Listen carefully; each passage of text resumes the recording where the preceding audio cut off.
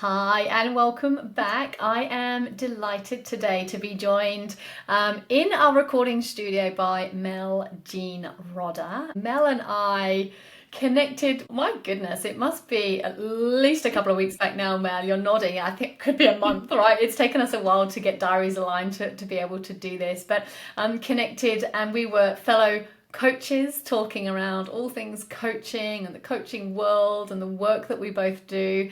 And I remember thinking that it would be a really good idea to actually record some of the conversation that we were having, because we felt it would be both relevant to the audience of the Contagious Leader podcast. And so here we are. So Mel, thank you first of all so much for your time, and welcome. Thank you. Thank you so much for having me. This is quite exciting for me. Yes, and I've really enjoyed our chat the last time. We had a great time guest bagging about lots of things. So I'm really enjoying being here. Thank you. No problem. Yeah, gas bagging. I think that's true. I feel like it's so true. Often these conversations that we have, it's like, could just keep going for a long time. So Exactly. have to cut them off and get back to the day job, right? But this is the beauty of having a podcast, because then I can say, great, let's continue the chat and bring other people into it and share the gas bagging that we were talking about. Exactly.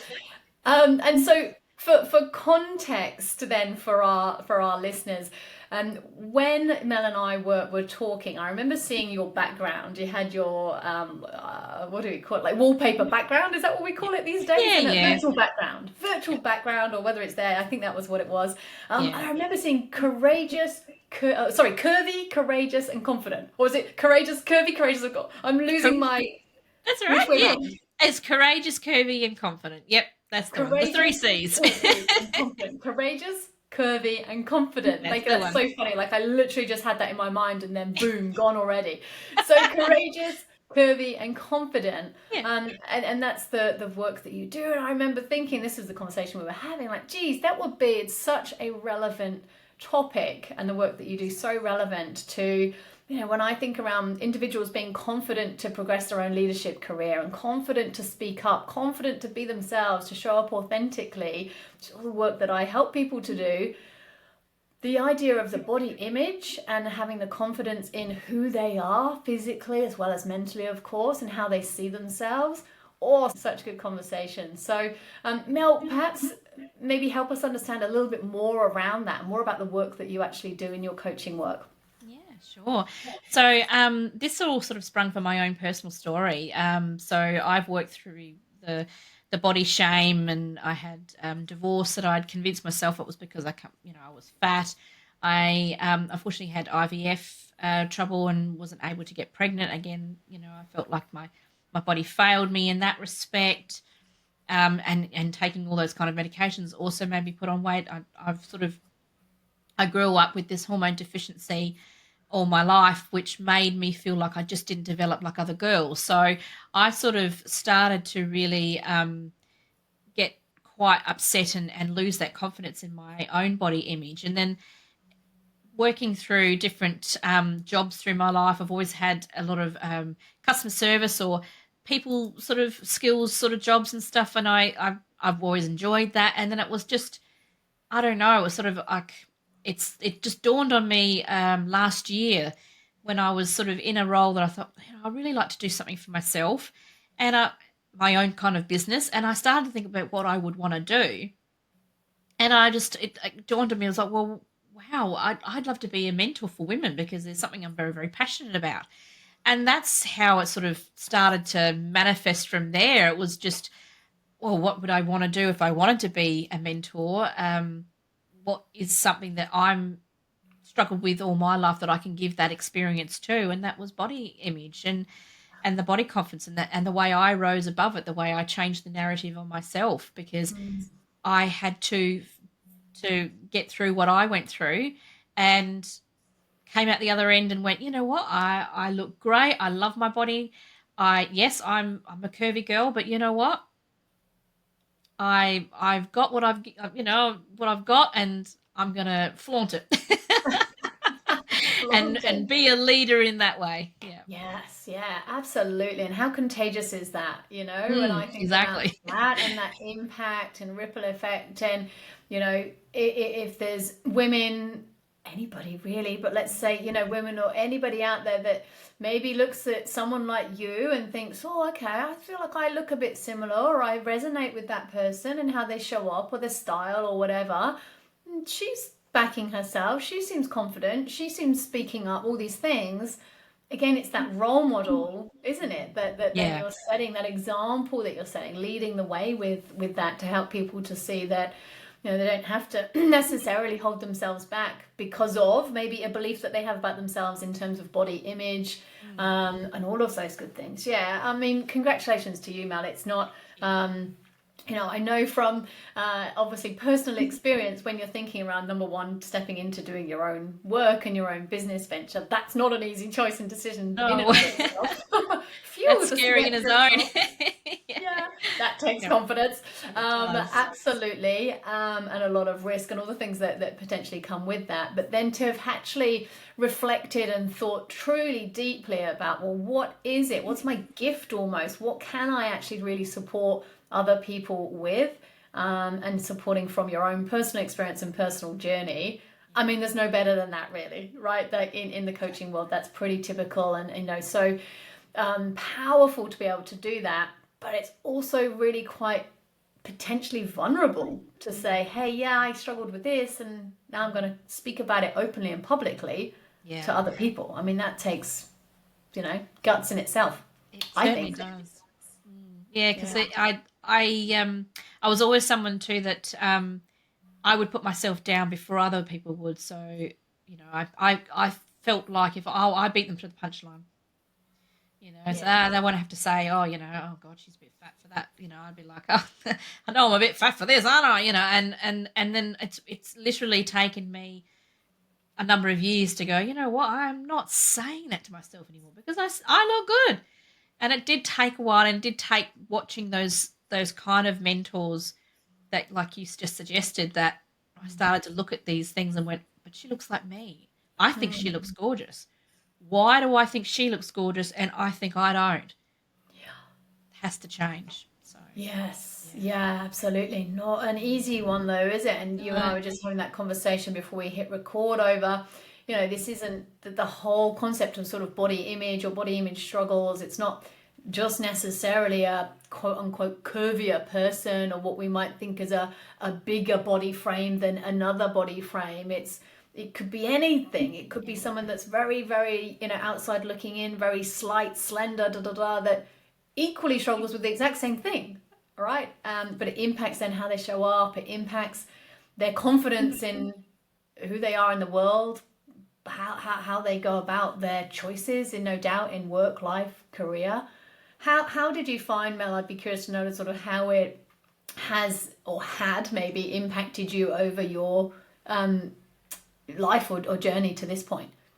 So I have always felt a bit out of place when I did sort of start, in high school and things like that. Like I said, I had that sense that I just did not develop like other girls, and it did really affect my relationships in the end because it carried into my adulthood, and maybe not so much in my career because I guess I did end up in a lot of these positions where I was in administration or I was in retail. So in those respects, I was probably in the type of roles that most women were in anyway. So I never strove. Is that the word? Pushed myself to the leadership role, and I guess so. I don't know that I would have necessarily been rejected, but I never did that for a reason. I think I did hold back, and then again, like I said, with relationships, I settled in a marriage that was no good. He cheated on me twice, but I kept forgiving him because I thought in my head I wasn't good enough. No one else will want me. Mm-hmm. So it did spring on to a lot of different things in my relationships with how I felt about myself, and I had this low opinion of myself and self-worth. So again, it really probably took the divorce to push me around. Now, as heartbreaking and as horrible as that event was in my life, I don't take it back at all. I don't regret it because it's made me who I am now. It's made me realize that I was worthy. Yeah, so that's kind of where I decided that I wasn't going to play the small person anymore. I really wanted to be the leader and sort of be what's the word? I wanted to admire myself. I wanted to be like very proud of myself, and that's kind of important first, really, before we step into these roles. Is that, well, do we love ourselves first? Yeah, yeah, so true. Yeah, and thanks for sharing that, Mel. Excuse me. It's not. I mean, it might be easier maybe for you to say those things out loud nowadays. I'm sure there was a time when it wouldn't have been quite so necessarily quote unquote easy just to say those things, particularly on a podcast recording of all things. But it's yeah. When you said, yeah, you said there around, I realized that I was worthy. I mean, first of all, I wanted to correct you and say am worthy. Oh yeah, Current tense. current tense. Yes. But oh my goodness, like I've got like the old goosebumps going on. I was like, yeah, you do, yeah, you Yeah.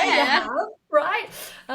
Because what a powerful thing of like the negative event of a divorce, heartbreaking, life changing, blah blah blah, all the bad things that comes with for so many people, not all, but so many people. But yet, then you're able to look back and go, hold on a minute, this was actually a good thing for me, and this has been game changer in positive ways for me. And boom, look at who I am now and what I'm doing to help other people to be able to navigate that journey. I mean, yeah, amazing.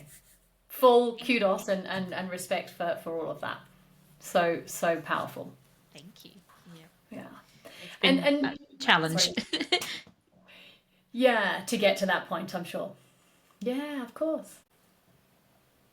And I guess linked to that, I mean, if anything, what have you noticed in how other people show up to you, or maybe how they interact with you now that you've had that personal shift of, you seeing yourself more positively? Yeah, I've noticed that I guess I'm a little bit more confident in getting out there. At the time, I guess the biggest thing for me when this all happened in the divorce and everything was the online dating scene, because that was scary enough as it is, let alone when because you hear all the stories and then you're in the stories, and it was very interesting. And I think that because I built myself up and healed that self-worth that I had, the lack of self-worth, that I was able to navigate through that a lot better than I would have before. Mm, And I did have my um I sort of guess my expectations. I sort of thought to myself, well, I'm not going to settle this time. And it was more about me and making sure that I have my values, and that I look after myself too. So instead of just thinking, oh, I just need to find somebody and I'll just settle again, I was like, no, no, no, not this time. And so I think that's how I showed up a lot differently, and I think mm, that's affected my future relationships. It certainly led to making a decision to move to the country, to marry a farmer, who I oh met wow. online, which I would never have done before. But yes, moved 300 kilometers away from everything I knew, and and yeah, so I've ended up changing my life. I've turned into a farm girl. So all of these things, I think, have been from this change that I made in myself. And yeah, so I think that that's incredible. Yeah. Yeah, there Yeah. you go. Now, a guilty pleasure of mine, I have to admit, I do watch Farmer Wants a Wife,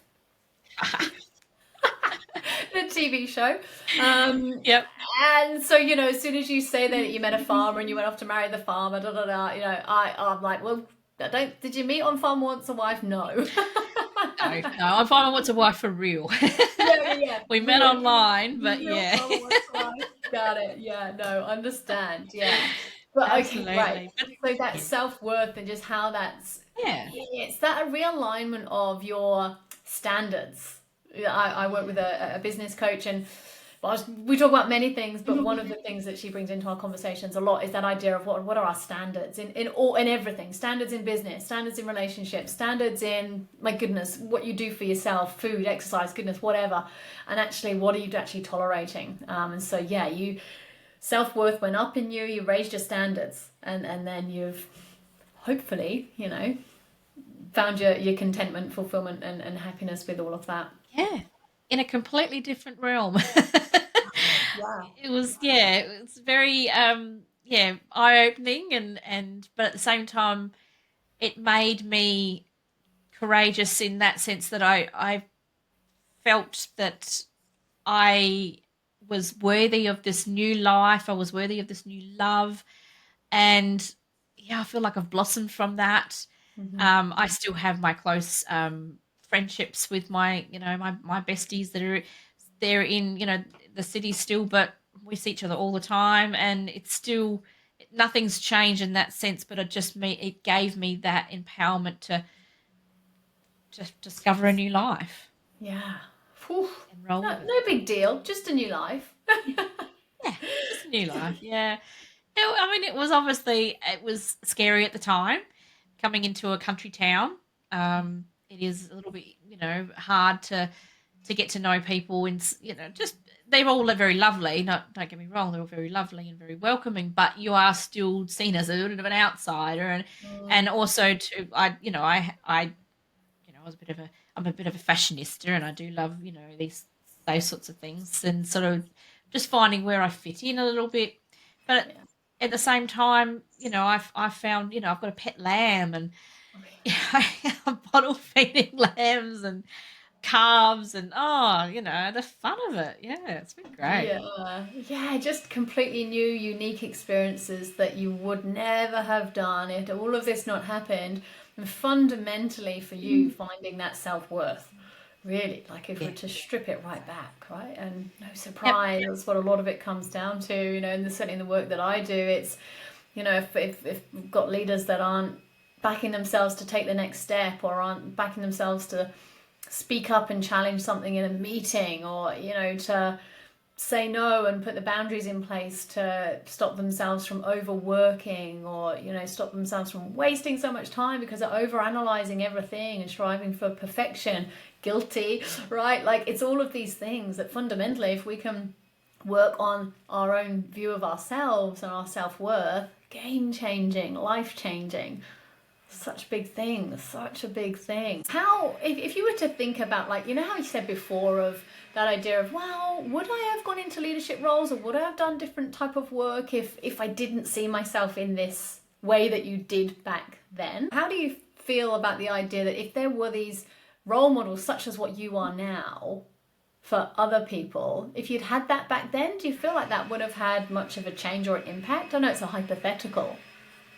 Well, I think so. I may have ended up in a completely different situation for what I was doing for work, or I don't know if anything would have changed as far as the type of friendships that I have, but I certainly I may have taken a lot more chances. Hmm. Um, when I was in high school, I used to be in a lot of the theatre groups, and I was always, the Rock and Roll of Stedford, and I was always doing the plays and stuff. I used to like to sing and act and stuff like that. But I did have that issue with myself of my body confidence, and um, I I wanted to join NIDA and pursue that as a career, and it stopped me from doing it because I thought to myself, well, no, I'm not leading lady material. I'm not gonna they're gonna look at me and go, oh, she's not gonna make it. And when I think about it now, I wished I'd gone for it, but at the same time I think, well, maybe that wasn't my avenue, and I feel like maybe this is. Yeah, so I've, Yes. I've sort of come full circle, I guess, and I want to be a leader in another way now, and Yes. big Yeah, voice. absolutely. Yeah. Yeah, be that champion, like we said, to help and support other people. Fundamentally, to change that mindset and that belief of themselves sooner, faster, quicker than maybe what you did, because they're enlisting the support of somebody that's walked the path before them, right? Like that's the beauty of you having gone maybe taken the hard road, not voluntarily, I know, but have gotten to where you are now through some, let's call them like tougher experiences. You know, you've now got the benefit of helping other people to almost fast track to get to that body confidence place much quicker. Yeah, definitely. Yeah, so it's interesting because when they're thinking of thinking about leadership roles and for women, I was just thinking about different things that I've seen, I suppose, because I worked in hospital for a number of years as a ward admin, and I guess I did see a lot of the differences in the kind of roles that women were able to have in the hospital system. Even I'm Mm. thinking that things are changing and things are getting better, but there is still that if they have that confidence and they because they have that experience, they have the knowledge, and but is that what's sort of stopping them from being in those leadership roles? So it made me sort of think about those sorts of things. But Were they lacking confidence to progress forward because of body image, how they thought they might be perceived, or was yeah, it something else? Yeah, it's interesting. that's it. And Yes, do you know, as you it said, definitely made me think. yeah. I mean, well, that's the beauty of the work that you're doing with people, right? It is helping them to, well, even identify what it is that's stopping Yeah, them from, living the life that they want. And correct me if I'm wrong, Mel. I understand that the work that you do with people isn't just around like their confidence in work. It's confidence in themselves as a human being on the yeah, planet, in whatever it is that they need to want to have that confidence for. So it's more around a holistic point, if I understand correctly. Correct me if I'm wrong, that's though. correct. Yep, Yeah. absolutely. Yeah. So I help them with a few different avenues. I like to get into the background or whatever the crux of the problem is as to why they feel the way they feel about their bodies. So I think that if we don't break down those barriers, then it's just a cycle that's just going to keep going round and round and Mm. round. And I think that that's also too a way of breaking it for future generations, because I think if we forget that if we're in the mirror looking at ourselves going, oh, I can't wear that, I look fat in that, we forget our kids are hearing that. They're in the background and they can hear, oh, mum doesn't think she looks very good in that. So I'm going to be worried about what I look like. So, um, so it is kind of a thing that I'm sort of trying to work on the sort of foundation of the issue. And then I like to just sort of bring in little bits and pieces about just personal styling, makeup, skincare, those sorts of things that are for self care. So more of a holistic beauty approach rather than, try and sort of just break down those beauty standards that are unrealistic. Mm. And we look at these things in the media and social media, and I guess it breaks my heart a lot of the bullying and that goes on, because a lot of these images that we are splashed with on a regular basis are false. You know, we've been conditioned for centuries on as a woman as to how she should look and how she should behave and how she should dress, and it's just sort of something that I want to kind of start this movement of putting a stop to, and building women into thinking, well, I don't have to be that, or I don't have to think I'm too much or too little. Yeah. So Yeah, yeah, absolutely. And I love that example you give there of like how we're, you talking to yourself in the mirror, or, how we as individuals speak to ourselves, and, who's listening behind the scenes, and then what do they take away from that? Team that with the media perfection, airbrushed, etc., etc., or, botoxed, or whatever it else that is that's happening. Not saying there's anything wrong with that if that's what people want to do, but the image, the societal pressure that we are arguably all feeling like we're under, to live up to a certain standard that is largely not even real. It's fake. So yeah, I love that. I wasn't aware actually that your work that you do with people is more so like the bigger picture piece too, like, you know, beauty, makeup, and challenging beliefs and assumptions on that. Super Yeah. important. Yeah. And I'll tell you one story that comes to mind. I hadn't thought on it until you talked there around your hospital example of being, you know, I'd been in the hospital and is being conscious, more conscious now perhaps, of what was holding these women back. If was it body image, was it what else? Goodness me, many moons ago now. But in a previous company that I actually worked for, I had one of the leaders in that organization who would obviously have hiring responsibility to bring team members into his team or division. This is it is terrible, but as I say it out loud, it will reinforce how terrible it is. This is many years ago, so the world's changed, but he had a policy of not hiring quote unquote overweight people into his team because of, you know, whatever his beliefs were around that. Crazy. Like, and that was Yeah. not a written policy, you know, just a personal sort of way of going about hiring into team. And I think about that now, 2025, looking back to, I don't know, it was probably like, not saying it makes it any better, the fact that it was, say, 2008, 2009, whatever year it would have been. I like looking back then and thinking, like, did even someone like myself, and I wasn't a leader at the time, but did anybody challenge that? Did anybody question No. that? I don't think they did. I think it was just sort of like, No. oh, okay, yeah, of course you wouldn't. Crazy, right? There, there was a consensus that that was acceptable, I guess. Yeah.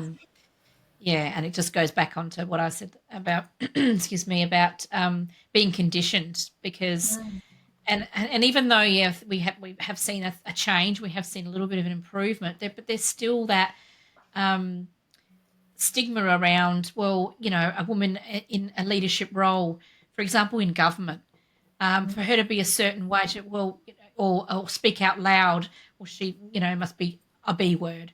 You know, if she is showing sort of a bit of tough, a bit of grit, you know, you know, perhaps she's butch. You know, there's always different, you know, yeah, you know what I mean? Like there's these labels all the time, it's constant labels all the time.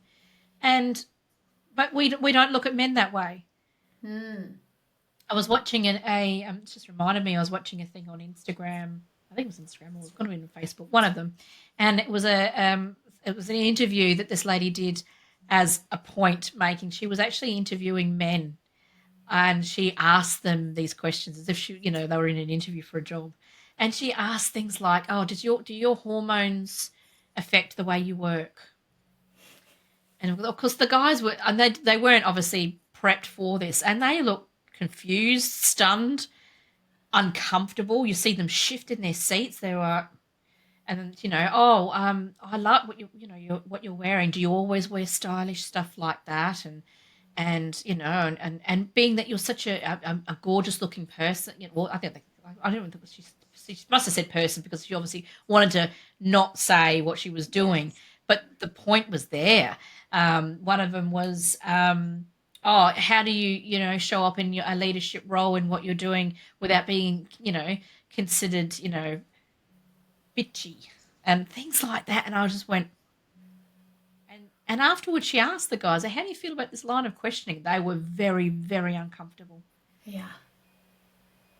and that's Yeah, of what course. it's Things that still they'd never going on. even, yeah, it is still going on. And things that they'd never even thought about before, right? Like No, that hormones, do I even have those? Isn't that a woman thing? yeah, What? You know? yeah. They Yeah. were sort of like, "But why would you ask me that?" And then they realised what she was doing in the line of Yes. questioning, Yeah. and I thought that was very powerful. Yeah, really powerful. I'll have to dig it out. Or maybe you can find it and send it to me if it's still around online. Really, I Yes, really I did because powerful. I did share it because I was a bit like, "Oh, really? This is incredible." So yes, I'm happy to Yeah. share that with But you. It's again, it's very, that very good. societal conditioning that we've all had. Mm. And I just wonder, like, how long does it take? How long does it actually take? And it's like, you know, blue sky, or what am I thinking, like the $1 million question, right? How long does it actually take to change this societal conditioning? Does it change? If so, how long? If so, when? But without Yeah, I people think flying the flag like what you're doing, and others, it's, well, then it never changes.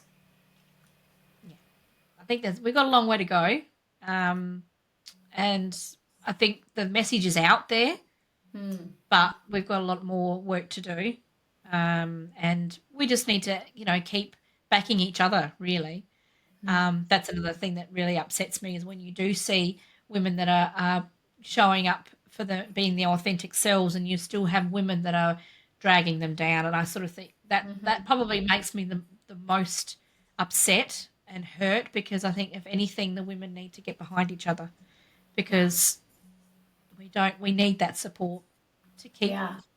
you know, the flame going, I guess. Yeah. Yeah. It's so true. And I've spoken to so many people about this over the years, but often, isn't it true that often, yes, men can be a big barrier to women's progression in their world of work and their careers, of course, but often it is the women that are Yeah. the people that are the barrier, or are the people that are holding and tearing each other down.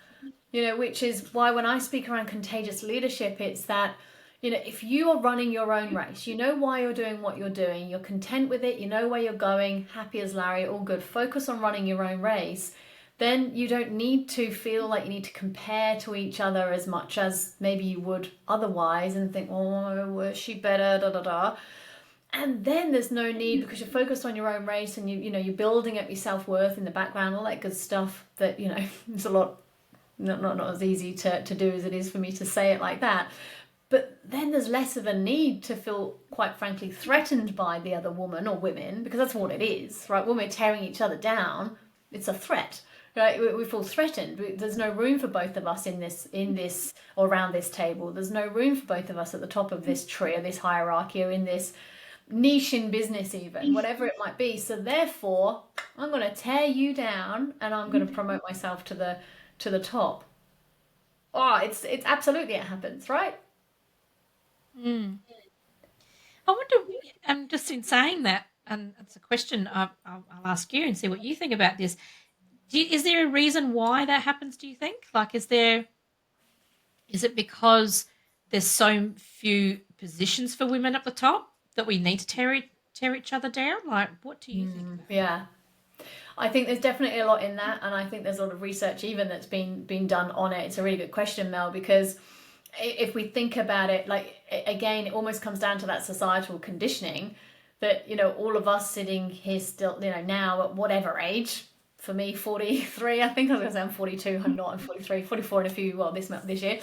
Like, at that age in the world, I arguably have grown up in a time when there are more men, and there are more men at the top than there are women.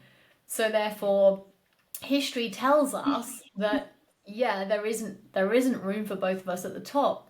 One of us has got to get there, and Yeah, so it's not necessarily, in my opinion, a conscious thing of, well, there's only one space for one, so all of you have got to get back, and I'm going there. And of course, this is all sort of in the sense of, with almost applying it to like a hierarchy, room at the top, but just room anywhere, doing whatever in life. And so therefore, consciously or unconsciously, largely unconsciously, there's this kind of, yeah, pulling each other down that happens. And I see it even in friendship groups, or yeah, certainly have done over the years, where it's, women slagging each other off consistently, and not having each other's backs, not being supportive of one another. It's the same concept. It's like it's often a projection, or it's a jealousy, all of these things. You can't have yes. it because I don't have it. So yeah, societal conditioning. And if we bring it back to like basics, it's a survival mechanism, really. It's the fight for survival as a human being. Yeah, And exactly. sadly, as women, we've had to do more of that over the evolution. than men have. And so it's, Or our yeah, way. yeah. And so it's all still there. And so when to bring it back to your example you said before of, those more micro moments of who's around me, what little person is around me that might be hearing what I'm saying about myself or about other people, and changing the next generation and the next generation and the next generation. It's all of those micro moments that, in my opinion, add up to, the big compound effect of changing the narrative for the future. We may not be around for it, but for the future. Otherwise, like we said before, it will never ever change. The little bit we do now, it's slowly going to go down the hill, and excuse me, and be a bit of a domino effect, hopefully. But I just think even if we just do this little bit each time, it's got to catch on. Yeah, yeah, It's got to be yeah. contagious. Contagious. I know. Yeah, the fourth C in your thing maybe. Courageous, curvy, confident, contagious. Absolutely. Yeah. So true. Yeah, absolutely. It is that literal contagion or contagiousness, right? And the knock-on impact into everything. And more of those role models is absolutely what we need. I'm conscious of our time, but I feel like we could have another conversation around it. But Okay. even thinking around in companies, and you might have more insight on this than I do, maybe not. But there's all sorts of emphasis being on diversity, equity, and inclusion, right? So, and even discrimination policies, of course, illegal practices and so on when it comes to gender, race, sexuality, all of these pieces.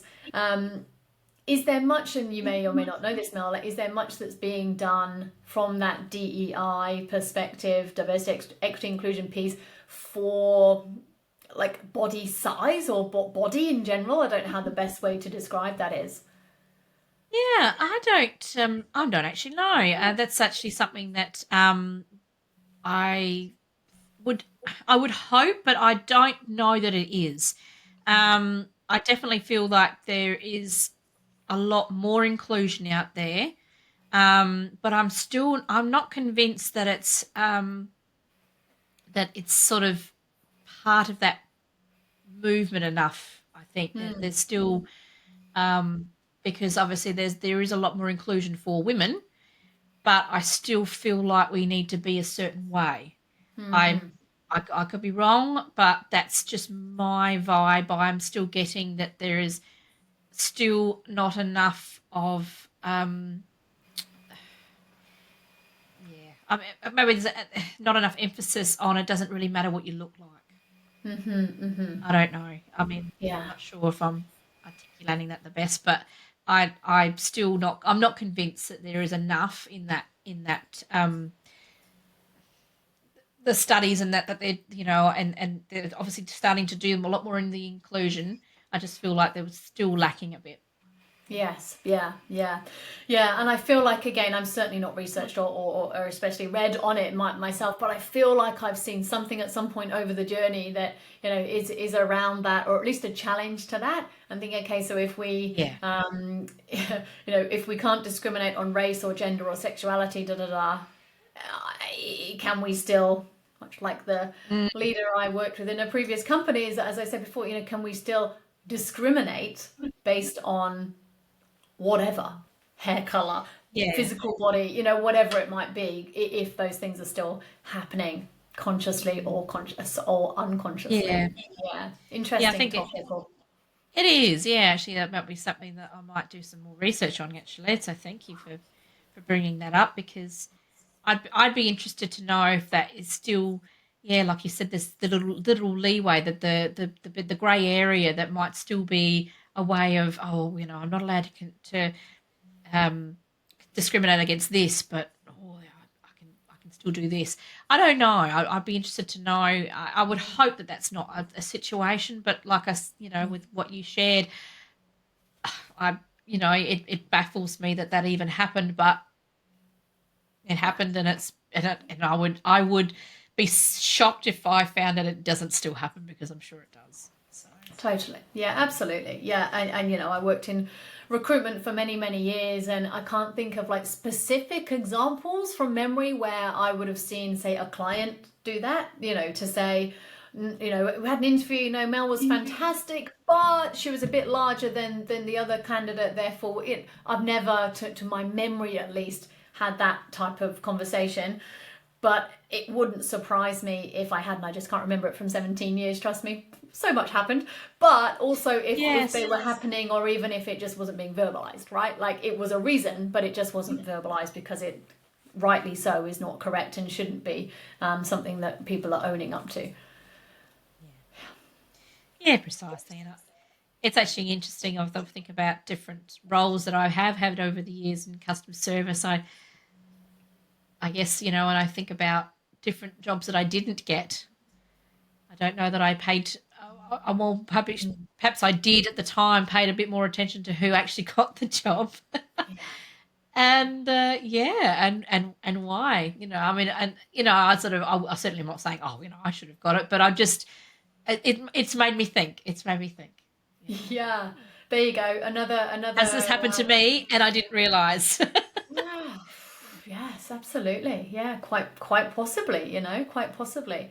So there's it's interesting then, isn't it? You know, there's the you knew that you held yourself back in many ways for the how you saw yourself, and then likewise then the other layer to that, well, maybe there are other people holding you back because of their own projection or, you know, expectation or, you know, whatever it was, belief that they had, you know, their own criteria or whatever it might be from societal conditioning or goodness whatever. So yeah, I feel like we could keep going with this conversation so much, so maybe we'll catch up again another time. Absolutely. But it's been so so good to have this conversation with you and to hear your story and, you know, how you've come about to get to where you are today, and the vulnerability in you know, you sharing some of that, which, you know, clearly is not easy to have lived through, yet let alone, as I said before, to kind of say out loud and verbalize to anybody. So I really appreciate your vulnerability, because I also know that, you know, that's contagious, and you know, it's a really powerful way of showing up and being your authentic self, and helps other people so much when we as leaders can be authentic, real, true, own it, and you know, help people to see that, you know, they probably, if they identify with it in any way themselves, that maybe there's you know, a different way that they could go about it, and of course somebody right here that can help them to navigate that body image and confidence and all that good stuff that you support people with. So yeah, phenomenal work. I fully respect everything that you're doing. So Mel, if people want to find you on that note and connect with you, what's the best way to do that? Where are you hanging out? So On the farm. I'm on the farm. But also I'm on Instagram, so it's at Mel Jean Rodda, and I'm also on Facebook, same name. I do have a website, so that's www.courageouscurvyconfident.au. So please jump on my website. I have some events coming up as well that I have shared on my website. If you want to come along to any kind of my workshops and things that I have coming up. But absolutely, look, I would love to talk to you. Please, yeah, jump on. And I have also got a little Facebook group that I've started that's just more about it's just a focus group, basically, just to jump on and just talk about anything, to have that connection and support around anything to do, whether it's in particular body image, or even if it's just wanting a connection with another woman, just to chat about any issues they might be having, whether it be with leadership, whether it be at work, at home, anything like that. But yes, I would love to have a chat with anyone at any time. Yeah, so Yeah, that would so be good. wonderful. And that power of community, you know, you mentioned your Facebook group, that power of community and feeling like you're not alone and there's other people, and, you know, that you can maybe identify with or share with, that sense of belonging that a community brings in that sense is, again, really critical to somebody's transformation, really, and building up their confidence. So that's great. Thank you so much for sharing that's there, and something that you've got going on behind the scenes as well. And I will share those links in the show notes, so anybody listening wants to find you easily. Mel Jean Rodda at Mel Jean Rodda, then they certainly can. But Mel, let's leave it there for today. Thank you again so much for your time and coming along, and we will be back soon with another episode of the Contagious Leader podcast. Thank you so much, everybody. See you soon.